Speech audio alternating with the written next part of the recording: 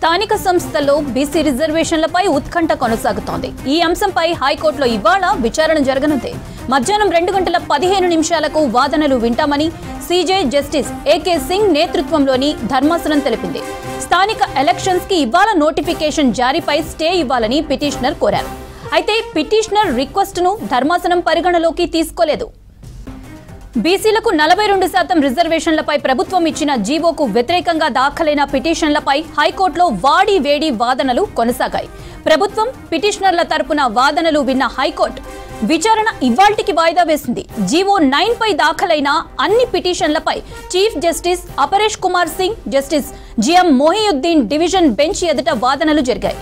Implead పిటిషన్లపై వాదనలు వినిపించారు న్యాయవాదులు. రైట్, డీటెయిల్స్ షరీఫ్ అందిస్తారు. షరీఫ్, బీసీ కోటాపై ఇవాళ హైకోర్టు తీర్పుకు సంబంధించిన అప్డేట్స్ ఏంటి? నిన్న సుదీర్ఘంగా వాదనలు జరిగినాయి. పిటిషనర్స్ తరఫు రెడ్డి జాగృతి తరఫు వివేక్ రెడ్డి, మయూర్ ఇద్దరు అడ్వకేట్స్ వాదనలు వినిపించారు. అంటే బిఫోర్ లంచ్ అంతా కూడా వాళ్ళ వాదనలు న్యాయస్థానం విన్నది. ఆ తర్వాత లంచ్ బ్రేక్ తర్వాత ప్రభుత్వ తరఫు ఇద్దరు సుప్రీంకోర్టు సీనియర్ న్యాయవాదులతో వాదించారు.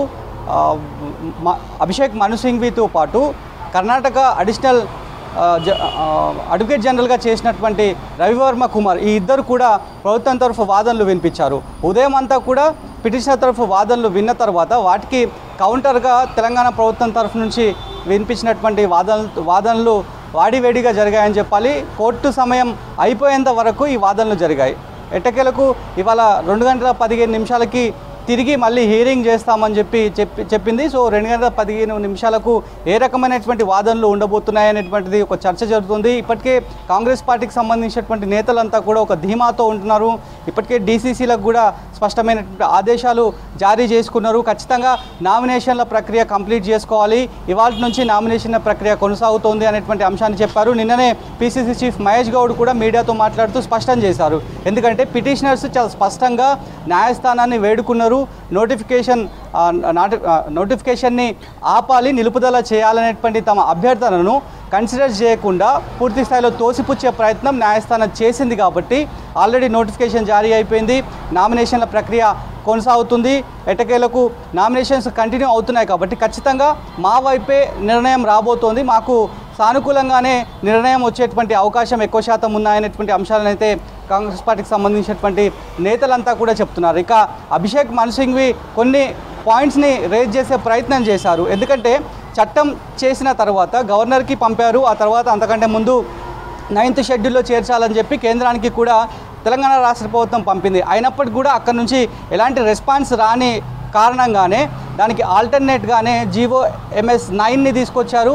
పంచాయతీరాజ్ సవరణ చట్టం 41ని కూడా తీసుకొచ్చారనేటువంటి అంశాన్ని చెప్పే ప్రయత్నం చేశారు. అంతకంటే ముందు హౌస్ని ఏర్పాటు చేశారనేటువంటి క్వశ్చన్ని చేశారు. అసెంబ్లీలో ఆమోదం ముద్ర వేసుకున్నారా అనేటువంటి క్వశ్చన్ని హైకోర్టు నిన్న విచారణలో భాగంగా చేసింది. దానికి కూడా ప్రభుత్వ తరఫు అడ్వకేట్స్ అంతా కూడా స్పష్టమైనటువంటి వాదనలు వినిపించే ప్రయత్నం చేశారు.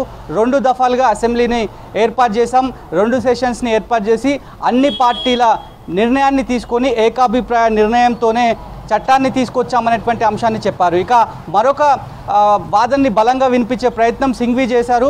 లెజిస్లేచర్ని ఎవరు కూడా సవాల్ చేయలేదు, కేవలం లెజిస్లేచర్ ద్వారా నిర్మితమైనటువంటి చట్టం ఏదైతుందో దానికి అనుకూలంగా తెచ్చేటువంటి ఒక జీవోను మాత్రం ఛాలెంజ్ చేశారు. ఇది కుదరదు, సరైనటువంటి మెరిట్ పిటిషనర్స్ దగ్గర లేదు అనేటువంటి అంశాన్ని చెప్పారు. ఈ సమయంలో వాళ్లకు ఇంటరిమ్ రిలీఫ్ ఇవ్వడానికి ఆస్కారం లేదు అనేటువంటి అంశాన్ని కూడా అని చెప్పారు. ఇక గతంలో కూడా ఈడబ్ల్యూఎస్ రిజర్వేషన్కి సంబంధించి కూడా పెండింగ్లో సమస్య ఉంది, అయినప్పటికీ కూడా 10% రిజర్వేషన్ పెరిగింది. దాంతో సుప్రీంకోర్టు క్యాప్ అనేది ఆటోమేటిక్గా 10% పెరిగింది. అంటే 50 + 10 కలుపుకుంటే 60% పెరిగింది అనేటువంటి ఆ ఉదాహరణను ఉటక్కించారు. ఆ తర్వాత చాలా కేసెస్కి సంబంధించి పాత కేసెస్కి సంబంధించినటువంటి కొన్ని తీర్పులను కూడా సింఘ్వి న్యాయస్థానం దృష్టికి తీసుకొచ్చే ప్రయత్నం చేశారు. 2018 పంచాయతీరాజ్ చట్టం ఏదైతుందో ఆ చట్టంలో ఉన్నటువంటి కొన్ని సరైనటువంటి విధానం ద్వారా కంప్లీట్ కాలేదు. దాంట్లో భాగంగానే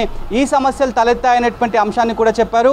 గత ప్రభుత్వం చేసినటువంటి కారణంగానే ఈ రకమైనటువంటి సమస్యలు, టెక్నికల్ సమస్యలు ఏర్పడుతున్నాయనేటువంటి విషయాన్ని అయితే చెప్పారు. ఇక మరొక అంశాన్ని పిటిషనర్స్ పదే పదే ఇందిరా సహాని కేసుని తీసుకొచ్చే ప్రయత్నం చేశారు. ఇందిరా సహాని కేసుకి సంబంధించి ఇప్పుడు తెలంగాణ ప్రభుత్వానికి సంబంధించినటువంటి ఈ కేసుకి ఆ కేసుకి సంబంధం లేదు అనేటువంటి అంశాన్ని ఇవిగో ఆధారాలని చెప్పి సింఘ్వి న్యాయస్థానానికి అప్పచెప్పారు. ఇక మరోవైపు పిటిషనర్స్ పైన ఆగ్రహం వ్యక్తం చేశారు సింఘ్వి. ఎందుకంటే ఇదేదో నామమాత్రంగా చేసిందో లేదంటే ఫ్యాబ్రికేట్ డేటాతో చేసిందో కాదు, పకడ్బందీగా తెలంగాణ ప్రభుత్వం ఎంతో శ్రమించి నిష్ణాతులను, ప్రొఫెసర్స్ని, మేధావులను కలుపుకొని లక్షల మంది ఎన్యూమరేటర్తో కొన్ని డబ్బులను వెచ్చించి పూర్తి స్థాయిలో పకడ్బందీగా శాస్త్రీయబద్ధంగానే హైకోర్టు మార్గదర్శకాలకు లోబడే డెడికేటెడ్ కమిటీని ఏర్పాటు చేసి, వన్ మ్యాన్ కమిటీని ఏర్పాటు చేసి, అడ్వైజరీ కమిటీని ఏర్పాటు చేసి, ఆ కమిటీలో ఉన్నటువంటి ఏవైతే రూల్స్ అండ్ రెగ్యులేషన్స్ ఉన్నాయో, రూల్ ఆఫ్ లా ఉందో దానికి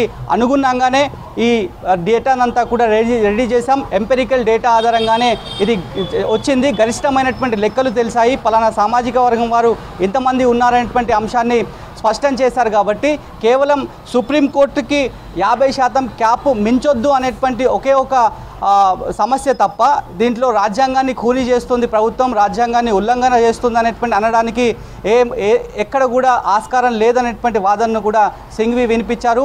మరి ప్రభుత్వం తరఫు వాదనలు నిన్న కోర్టు ముగిసే సమయం వరకు కంటిన్యూ అయ్యాయి. కాబట్టి మరి 2 గంటల 15 నిమిషాలకి ఏ రకమైనటువంటి వాదనలు ఇరువైపులా న్యాయస్థానం వింటది, ఆ తర్వాత న్యాయస్థానం ఏ రకమైనటువంటి జడ్జిమెంట్ ఇస్తుంది అనేది కూడా రాజకీయాల్లో చర్చ జరుగుతుంది.